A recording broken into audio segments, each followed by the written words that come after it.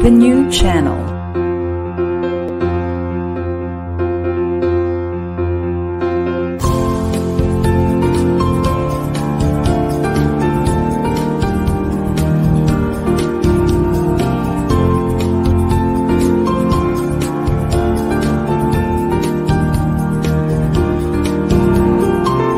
The new channel. Hashtag TNC Now.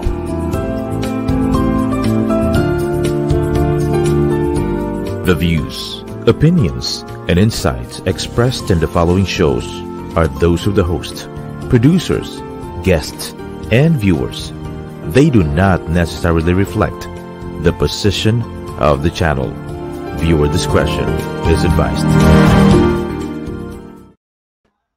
Hello and welcome to the new channel.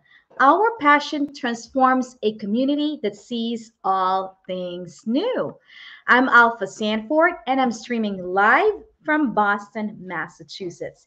Good morning, good evening, good afternoon, mabuhay. Welcome to Once a Teacher, Always a Teacher on TNC.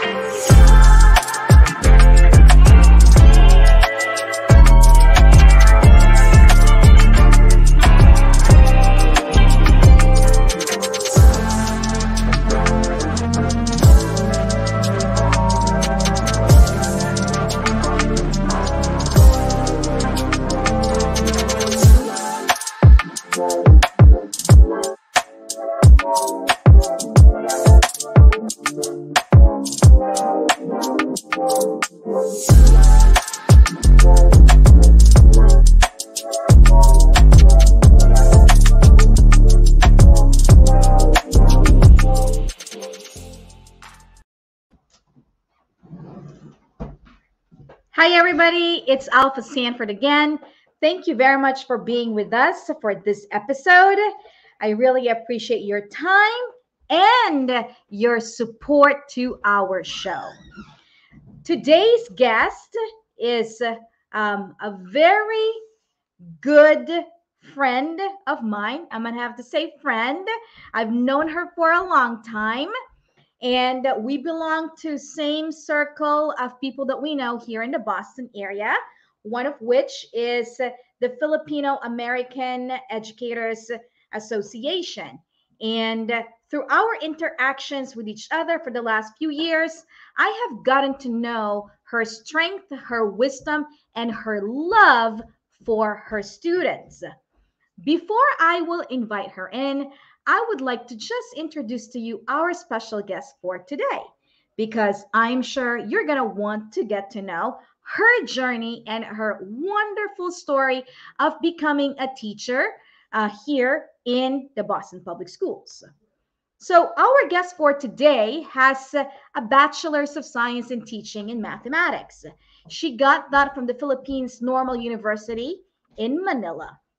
She also holds a master's degree in teaching in mathematics from the Ateneo de Manila University and also received graduate school units on her master's in science and mathematics from the University of Massachusetts in Boston. So prior to her teaching at the East Boston High School, or also known as Eastie, she was actually already teaching math courses for 20 years at the University of Cebu in the Philippines. Our guest came to the United States in 2001. And since that time until today, it's 2022, right? She's been teaching mathematics at the same high school. So what's that? It's over 20 years now in the same school. That's such an achievement. In fact, it's 21 years to be exact, right? So for her, teaching at EST has been very rewarding and enjoyable since she really get to work with a very diverse group of students. She also teaches AP Calculus, which is one of the highlights of her teaching at East Boston High School because it really gives her the opportunity to work with motivated kids who love math just like she does. She feels also very fortunate to be chosen as one of the readers for the AP Calculus exams. The AP reading experience has been a very valuable professional experience for her as it gives her the chance to work with colleagues in math education. Personally, our guest today is a mother of three and a proud grandmother. She says, although she misses the Philippines, East Boston High has been her home since then. So let's invite our very special guest, Miss Noemi Famador. Hi, everyone. Good evening or good morning in the Philippines. Yay! Ate Noemi, how are you today? A little bit tired from school, but still ready to meet the students tomorrow. You know how it is. That's right. Yeah. As I've said in my introduction, I really admire you for your strength as an educator at the Boston Public Schools and for being there for over 20 years, 21 years, right? 10 years, yeah. And continues to be there. It's such an achievement, at least from how I view you. Hmm. So, it's it's been a few months since the school year started, right? So Hmm. tell us, how have you been since the beginning of this year? Okay, since September, since we're now full on, face to face without the masks. Mhm. So it's a different dynamics in the classroom. We Right. had the online learning, and from there we transitioned to the face to face, but with the mask, one whole year, and then now without the masks. The kids are a little bit, um, they were not used to the structure of the classroom, so we're trying to get them back. Okay, here's this structure. This is the classroom. This is not like the online school now. So it's a struggle every day, but there's some improvement. We see some improvement. Yeah, it's like getting back up to speed in terms of the previous ways of uh, teaching kids prior to pandemic, Mm-hmm. right? Mm-hmm. So, Ati Noemi, your journey as a teacher here in Boston is absolutely interesting. Will you walk us through your fantastic journey, beginning with your life as a teacher in the Philippines until the day that you arrive here in Boston? Okay. Um, it's a long story, but we'll make it short. Yeah, So, as soon as I um, as soon as I graduated at Philippine Normal College in 1980, actually I taught in a inner city school, Pasay City West High School, because it was part of the scholarship. We have to teach in high school. So it was a great experience there too, but since the pay is not that much and I have to survive, so I asked we asked the project directors, like, can we teach in a private school at least? But we're still teaching, so it's still okay with a contract. So I decided to teach in the university level. I went back to Cebu from Manila, and I got connected with University of Cebu, and I liked it there too. I was teaching there, uh, all all math in the different departments, computer science, business and finance, HRM, arts and sciences, all the departments, until 2001 when I got hired to teach in Boston public schools. So it was through a newspaper announcement that there's going to be an interview. Somebody's going to interview for a teaching job in Boston and in this particular hotel. So we were just talking there in the faculty room, and then said, "Oh, who wants to go to this interview? Who's interested?" Hmm. And we just went there, and that was the start. Interview, and then um, after that, so all the preparations now for coming here, and then we have to come up with money for Mm-hmm. the Yeah. for the preparations. But yeah, at first I was hesitant to, because it's a different country, and I have my kids. I have to think about that, my family there. But it was my husband who told me, like, let's try, like, for our kids, Mm-hmm. it's for greener pastures. So Mm-hmm. that was it. 2001, we came here. It was a big story in Boston because Yes. yeah, Kennedy, Mm-hmm. Senator Kennedy helped us with a visa Mm-hmm. because the people from Boston public schools, they wanted us to be here in August of 2001 Okay. to be able to teach in September. So there was like, what do you call that?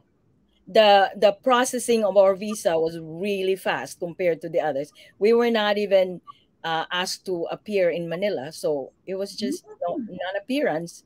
We got the visa and the visa of our dependents. Wow. Yeah, it was very instrumental in our coming here. And then when we came here, there were reporters in the airport. So Yes. what happened? We didn't expect it, but it was already like previous to our coming.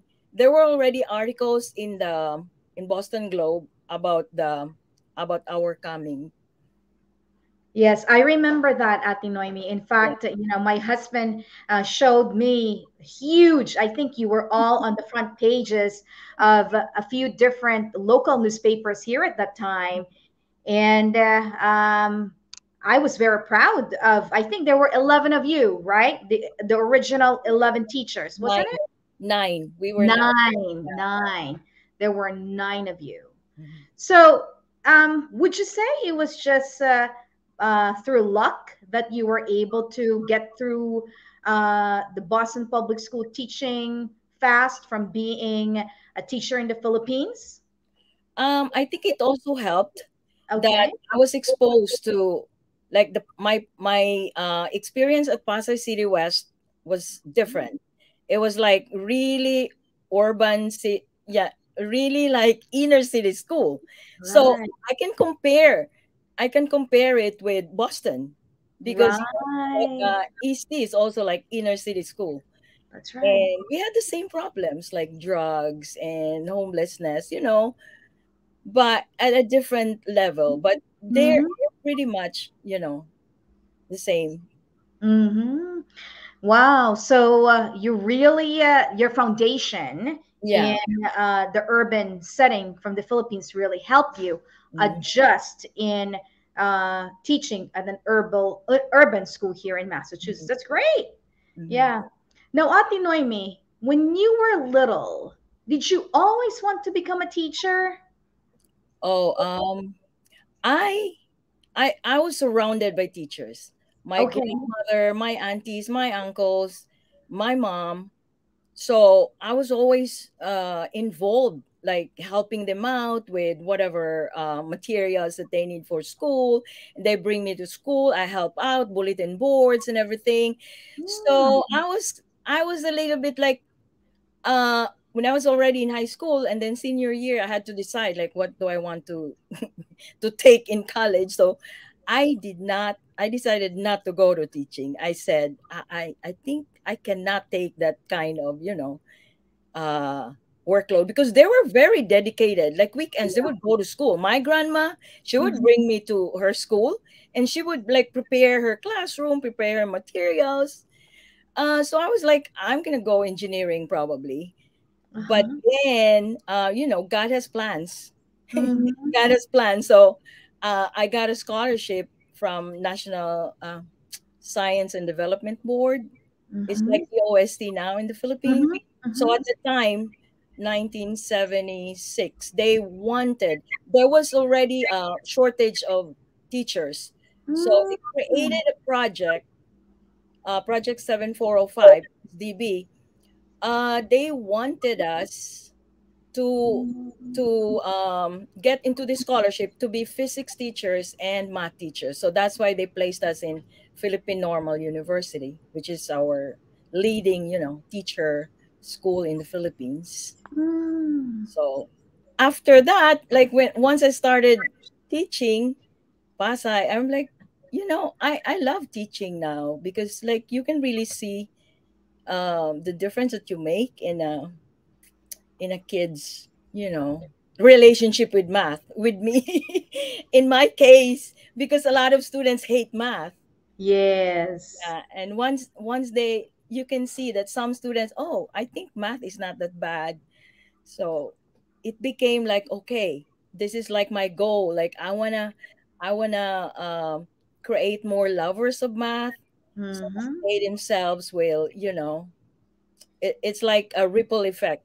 I always tell my students that, like, if you can become a math teacher, then good. I'll be very grateful because we need math teachers because math is getting a bad rap. Like, oh, it's bad. Oh, it's hard. So difficult. I don't like math.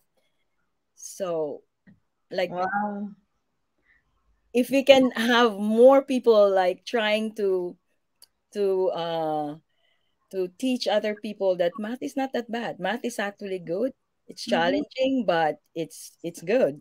Mhm. Yeah. Well, Ate Noemi, what a way to inspire your students. Yeah, that's wonderful. Now, was there ever a moment when you realized teaching is really your path? Like when you say, "Okay, I'm here already," and then was there a time when you said, I "Okay, had doubts. no, no, no," like Uh, when you realize that um, this is it, this is your path. Yeah. yeah, I think that I realized that early on, like when I was already teaching in the at University of Cebu, and then I would get students. I would get letters from my former students, or I would Mm. see them in the airport, and then it's like a good feeling when you see that you were part of the educational journey of that student, and they come to you and then they tell you they're very thankful. So I it's a good feeling to know that you make a difference. Mm-hmm. Absolutely. Now, take us to your workplace. How would you describe us your typical day at work at Eastie? Okay, so we have block scheduling. So we Okay. start our school day at 7:30. First period starts at 7:30, and it ends at 1:30. So they only have the kids only have four periods, four class periods. And each Oh, class period is 80 minutes. oh, wow. It's 80 minutes. And So, your class ends at 1:30? mhm. Oh, wow, I didn't know that. So, what do you do after 1:30? Is that it for you? Do you do your planning and things like that? Every Tuesday we have this professional, the PD, professional development, and that's when we stay 2 hours after school. Okay. That's But every Tuesday. but that's only one day a Only week. one day. That's only one day. But for the other days, The are you other days required to stay longer? we can stay longer. Like sometimes when they want us to prepare the kids for MCAS, they ask us to stay, Mhm. but they pay us, for the extra hours. Oh, I like your schedule, Ate Noemi. 7:30. I have to wake up at 5 a.m. to be able to sign in at 7:20. Okay, but still, by 1:30, Yeah, if but you choose, you're done, right? Yeah, but obviously we know that the work of a teacher is never ending. I never. mean, right? We You get always bring work home. yes. Mm. So how many students do you have in those classes and what do you teach? Tell us.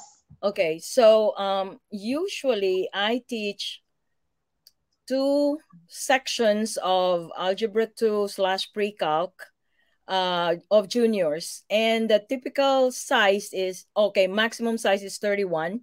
Usually, usually I get like 27, 28. Mm-hmm. Uh, but sometimes there are really times when I max out. Like it's really 31 there, 31 kids in front of me. Okay. If it's an honors class, they're there every day, you know. Yeah. So two classes of advanced algebra slash pre-calculus, and one class of the AP calculus class, which is Okay. the one that I really love. I love the other classes too, but that's the I was one. gonna say, yeah. So why do you love this class so much? It's like my happy place. Um, Back in the Philippines, I was already teaching calculus. So Okay. I already love calculus. So when Ah, I started teaching here in EST, I was not the calculus teacher. But because I always talk about calculus with the calculus teacher, when he moved to Florida, he was like, Noemi, you have to be the one teaching this class, you know? So I said, yeah, you know how much I love calculus, because he would sometimes tell me like, let's work on this problem. You uh-huh. and we collab. Sometimes I sub in his class, and he would be like, Famador knows calculus because she already taught calculus in the Philippines, so I'm confident that she can, teach you this one. So that was the transition, and from then on I'm like, okay, this is my happy place. Like, you can give me ninth graders 1 year, 10th graders another year, or whatever, but please, let me have the AP calculus. Wow, that's wonderful. It's challenging, but Uh-huh. also, I mean, the kids that are in AP calculus are really motivated because they want to be there. Mm-hmm. So it's not much pushing, you know. Yeah. So it's almost a three-way process. You inspire the students in your Mhm. classes, and then on the other hand, you also get inspired because you've got like motivated students who really love to be there and learn with you. Yeah. Yeah, that's great. Ate Noemi, I just heard from you that your colleagues call you differently. No, no, no, Naomi. So, how do they call you in East Boston? They call you Fami, Famador. Call me Fami. They just call me Fami because they have a hard time pronouncing my name. They don't know Yeah. how to pronounce. So I said, you know what? Like, you can just call me Fami. And I think it started with my students calling me Fami, and then it it it stuck, and then I like it too. So fine. Everybody calls me Fami. I like it too. It's cool. I think you've earned that after 21 years of being in the Boston Public School. Yeah. Yeah. Yeah. Yeah. I already taught Mhm. the kid of one of my former students. So No way. Who's counting yes. years here now? Yeah. So So, yeah. generations. Oh my Lord. So, talking about years working, right? Especially in Eastie, what have you learned about yourself as a teacher? Oh, as a teacher, Uh-huh. I learned that I can still learn some more, you know? Oh yeah. Yeah. Yeah. Coming here, it was like a culture shock a little bit, right? Mm-hmm, mm-hmm. Here. So we would prepare lessons, and then the next day we're like, oh my God. The behavior management was Yeah. our struggle because it's so different. Like, the kids in the Philippines, they're a little timid compared to the kids here. They're more vocal, you know. In Mm-hmm. a way, it's good because they really tell you what they feel, what they think, and then they ask you questions. But like I learn as I was, you know, teaching day to day, that they needed the structure. So when I put that structure, uh, it was an easier. I had an easier time, you know, managing the class. So they needed that structure. The Mm. routines, structure, you have to have that because the kids need that. Mm-hmm. They might resist at the beginning, but they will look for that structure. Once you veer away from the structure, they're like, Miss, are we not supposed to do this? Oh yeah, we're supposed to do that. So they're the ones, we they don't realize it, but they needed that structure. Right, right. So, what are some of the strategies that you've learned when it comes to behavior management over these years? Okay, behavior management, you have to know your students, get Okay. to know them so that Yeah. you can build a relationship with them. So like in the Philippines, I was already doing that. It was easy. But here, like you have to be purposeful in doing that. That like in the list, you have to try to see who are the ones with a SPED code, with a ELD of level 3, 4, 2, so that you can like during the lesson or group work or whatever, like you can give additional support to those particular students. Mm-hmm. And yeah, building relationships is very important, that Mm-hmm. they know that you care about them outside of the classroom, like what's your life outside of the classroom. And they like it. That's why I like East Boston too, because it's like 80% Latino. Mm-hmm. And so the culture is not much different from the Filipino culture. So Mm-hmm. I tell them, like, the Philippines was under Spain for 300 years. That's right. So you have to be careful. I know Spanish words. I know some Spanish words. I took 12 units of Spanish in college. So I know those words. When you say those words, I understand them. That's right. And also, yeah, the family life, the parents being very hands on with their kids in terms of academics. Mm-hmm. Mhm. So, how do you build relationships among your students? I ask this because I see Yeah. you, Mhm. sharing some cool things that you do with your Yeah. students. And at the It, back of my mind, how does Ate Noemi do this? This is wonderful, right? even my headmaster, Um, and the administrators, they see one of my strengths, aside from knowledge in math, right. um, is building that relationship with students. Mm-hmm. There was one time, like a really tough student, really really tough in terms of behavior, Mm-hmm. suspensions, here and there. And then I was able to get through the kid. So, how did you do it? What Able did you to- do? we were just like, like after school, I would still stay after school during the time. So stay after school, Mm-hmm. or during summer, I would teach during summer, and then we would, have that little talk, and they talk about their family or no family, Mm-hmm. and just little things, and they can also see if you're really sincere, if you're Yes. faking it, or you're really sincere. So they can see that from the teacher, if you Mm-hmm. really care. Because sometimes, like, I tell them, like, I'm a mean teacher, so blah blah blah. But they said, no, miss, you're not really mean. You love us. And that's it. They see that in you, and so Yeah. they're more comfortable, with you. Mm.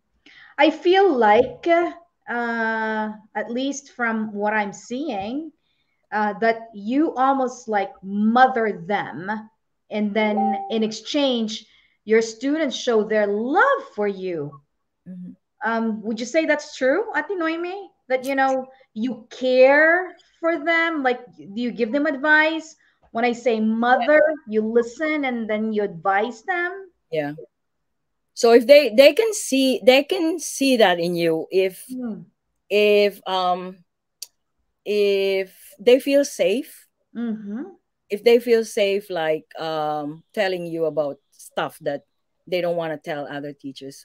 So this was really very, what you call this, like I realized that I was like that. I had that effect on the students during the Mm. time when they were doing the dream act, the dream act.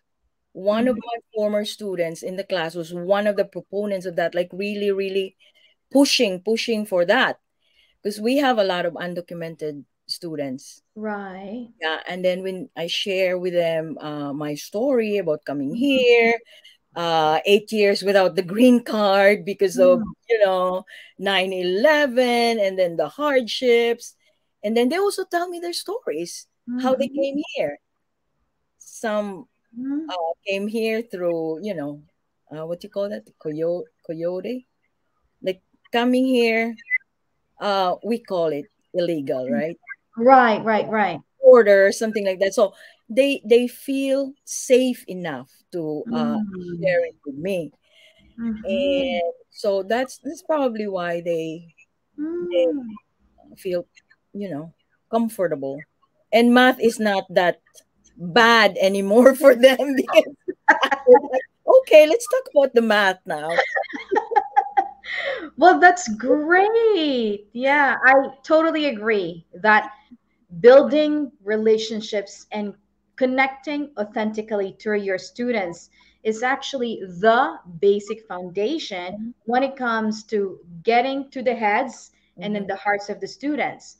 And then behavior management is almost never going to be an issue Yeah. once you start doing that. There will Yeah. be bad days, but it's not really that bad. There's not really those, confrontations, because you already know the student, and you know Mhm. how to deal with the student. That's right. Now, Auntie Noemi, why don't we talk about, what's happening when it comes to best practices naman, Mm. when it comes to teaching math in urban high school? Um, what are some professional development that you think teachers should focus on when it comes to teaching math? Mm-hmm. Okay, so math, um, like traditional traditional teaching in math, direct teaching in math, is getting a bad rap right now, Mm-hmm. because they want, explorations, discovery, whatever. Mm-hmm. But I always tell them, like, I'm very honest with my department head, because sometimes, like during meetings, it will be like, no, don't use like lecture method, blah blah blah, it's bad. So I tell them, um I want to disagree on that. Like, it's not really bad entirely, because we really need to give them direct instruction Mm-hmm. at the beginning. they Mm-hmm. they need that direct instruction. Maybe give them like exploratory problem to Mm-hmm. hook them in to the concept, but then after that you really need to give them the concepts. Give them Mm-hmm. the concepts, Mm-hmm. and after that, then they can do more explorations and try to solve the problems on their own. So that thing about direct instruction. And even in colleges, I tell them, these kids are so used to, like, oh, collaboration, Mm-hmm. grouping, whatever, and then less on the individual, work. But when they go to college, it's all mostly lecturing there. So they're not used to that, like Mm-hmm. sitting in a lecture room with 100 other students, and they have Mm-hmm. to take down like notes that are really like useful for them, you know Mm-hmm. so Yeah. that's in class. I tell them, like, do not write everything that I'm writing on the board. Just take Mm-hmm.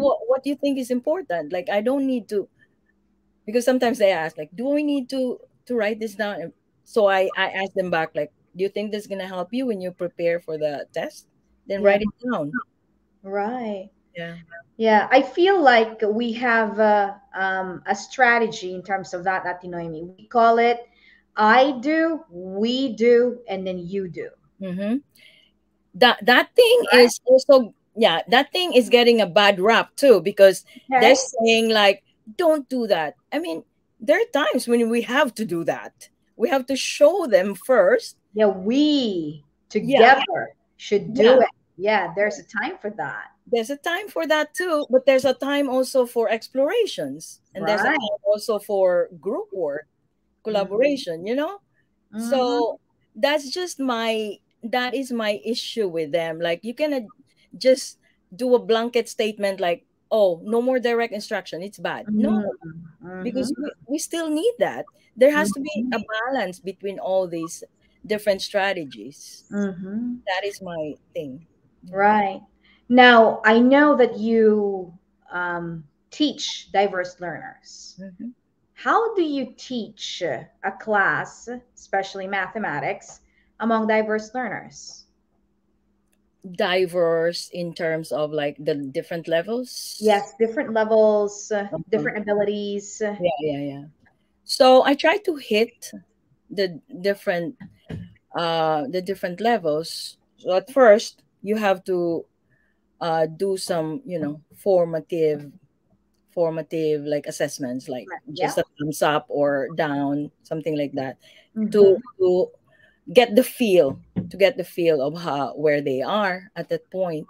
Mm-hmm. And then when you introduce a new concept, make sure you like start with vocabulary, because math is a language. It is That's a true. language. It is. So you need to be precise with the language, so that when they see it in the book, when they see it in the video, when they see it in the test, they know what it means. Because, like, for example, limits, Mm. it means different in the real world, and it has a different meaning too in calculus itself. So vocabulary building, you do some scaffolding there so that they can get the concept.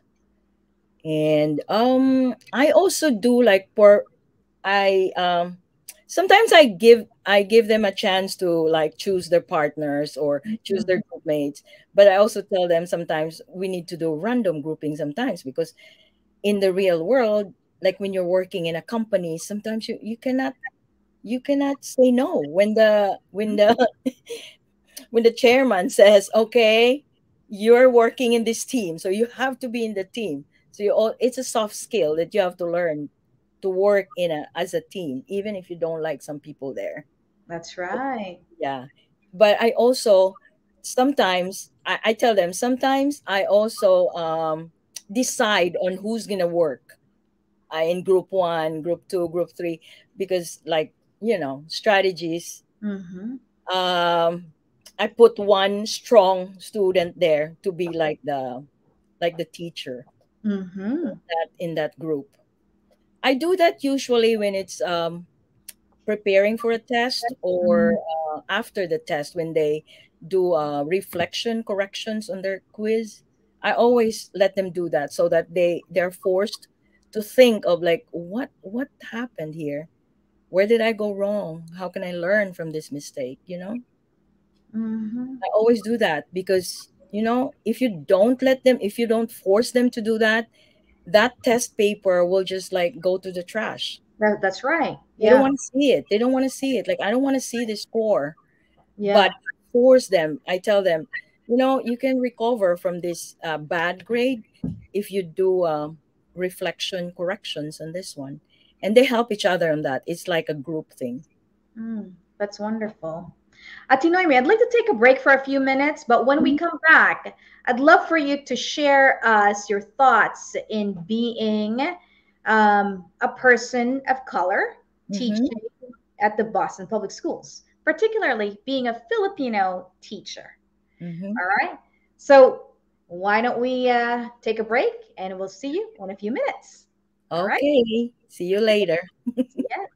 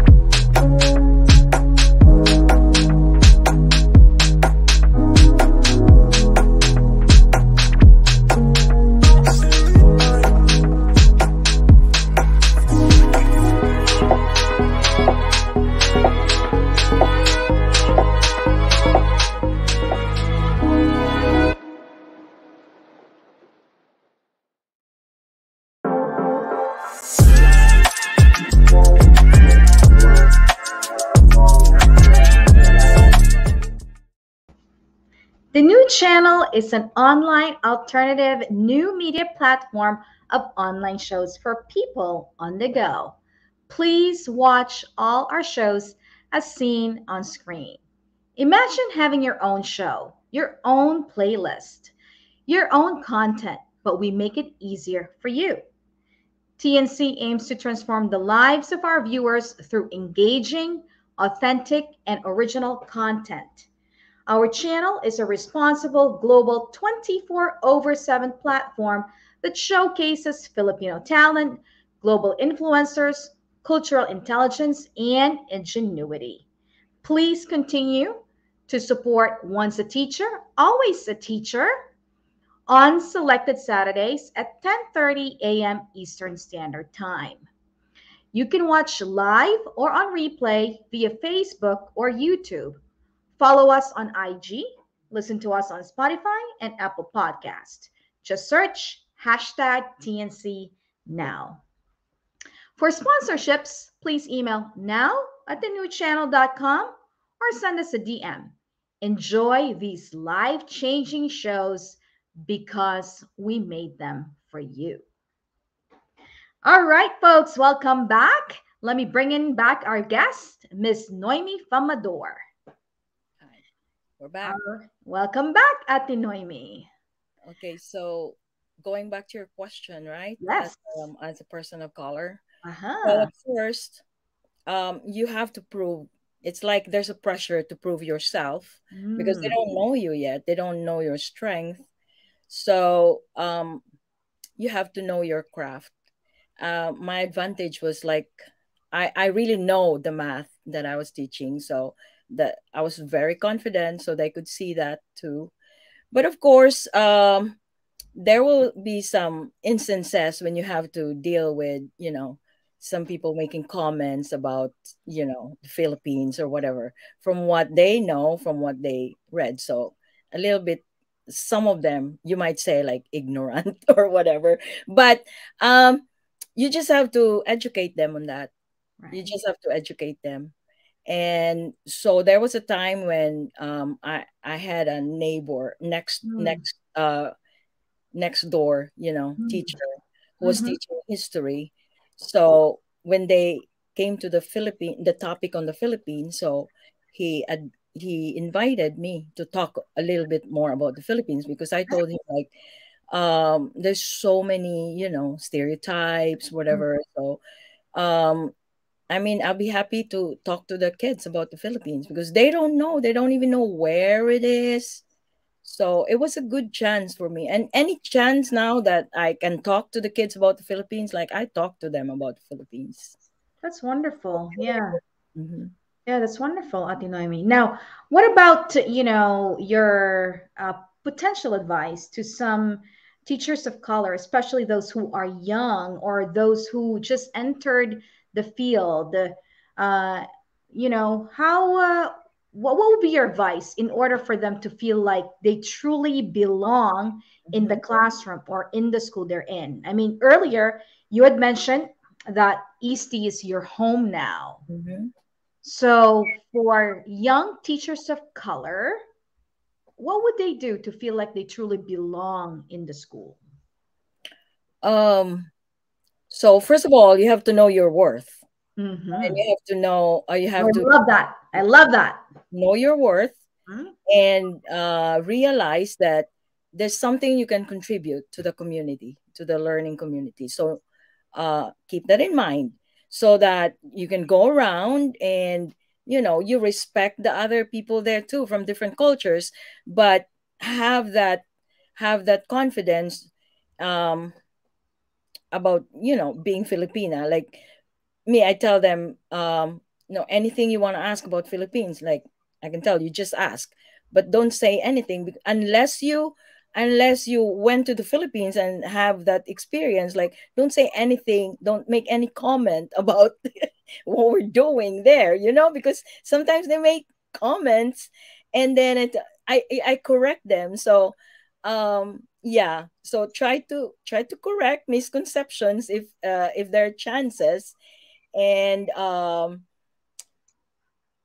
try to Okay, as a person of color. So I said, know your worth, right? And make sure that they know what you can contribute to the learning community, and from there they will realize that you are indeed like an important player, an important part of that community.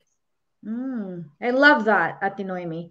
I think sometimes, especially Filipinos Mm-hmm. or sometimes some Asian women, they feel timid. Mm-hmm. So, I think what you just said really is a good reminder, especially our young teachers of color entering the field. Know your worth, know your value. You have a lot of things to contribute. Mm-hmm. All right. Thank you for that, Ate Noemi. Yeah, that's wonderful. Now, how about you? You spend a lot of time in the classroom. Mm-hmm. You've dedicated 21 years of your professional life in teaching math. How do you make sure I mean, teaching math here in the United States, and then 20 years. So 41 years, holy moly, that's a long time, I know. right? So how do you make sure you feel fulfilled and purposeful at the end of your very long day? um So I always do like in the morning or in the evening before, like when I think about what I'm gonna do. We always do that as teachers, like you already think ahead Yes, tomorrow. for Um sure. and when I say my prayers, I always say a prayer for my kids though. Oh, that's I nice. do that. I do that because Hmm. I mean what you say, there's that, I don't know, there's that piece that says like whatever you do, whatever you say in the classroom, I don't remember the words, but whatever you say, whatever you do in the classroom, whatever, it has an impact. Hmm. Kids, like you don't know if it's gonna be for good or so I always like pray to like Lord guide me so that um everything that I do, it will be for the good, Hmm. and I would help me also to have that wisdom to know how to react to certain situations, because sometimes like you can get emotional and you might not be able to react in a good way. So I always pray for them, and then yeah, at the end of the day, if I was able to like help a student, help a colleague, gave something to, gave some snacks to a student. I always have food in the classroom because they're always hungry. So Yes. I used to do that. they're always hungry. They even know where I put my skyflakes. So sometimes I hide them. Miss, didn't you have the box here? I'm like, I had to put it in another place because you're eating my lunch. And then you say, Miss, can you give me one?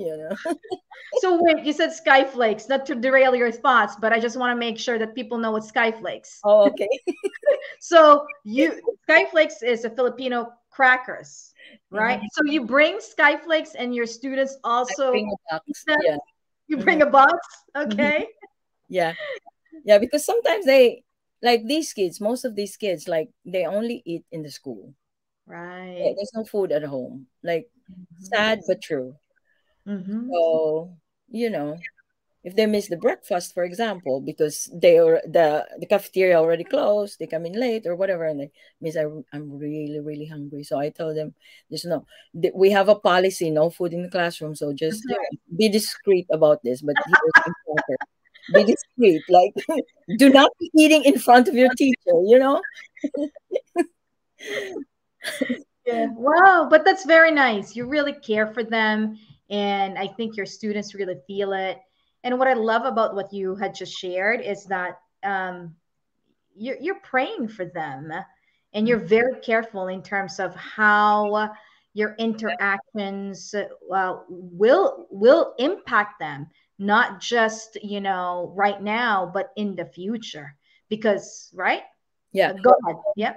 There was, because I remember now, there was there was like a few years ago, like Mm-hmm. early on in my teaching at EST, there was one I was very strict. Like, you don't have a pencil, you need to bring. I was like that at the beginning, but now Mm-hmm. I buy pencils during the summer. I buy boxes of pencils because, like, Yeah. I just, Miss, can I have a pencil? I just give it to them, no questions asked. Right. Because one time, a kid came in and I was like, "You're already late." Then, Mm. where's your pencil? You don't even bring a pencil. So I was, I mean, looking back now, it was really bad for me Uh-huh. because, like, a student told me, "Miss, that kid is actually homeless. Like, Oh. he's just like living his friend's house and then another friend's house." So I had to call the student and talk to the student one on one, and I apologize and everything. And after that, I was like, I need to be more careful with Mm-hmm. how I deal with this stuff, because, like, you don't know what they're going through. Yeah. Know what they're going through. Yeah, absolutely. Yeah. Until you really walk their shoes. We Correct. cannot assume that every student that actually walks in the classroom Hmm. has everything that they need. Not Yeah. every student is the average student that we know. Yeah. Yeah. So, Ati Noemi, if your students will ever describe you and your teaching philosophy, what would they say? How would they describe you in your class?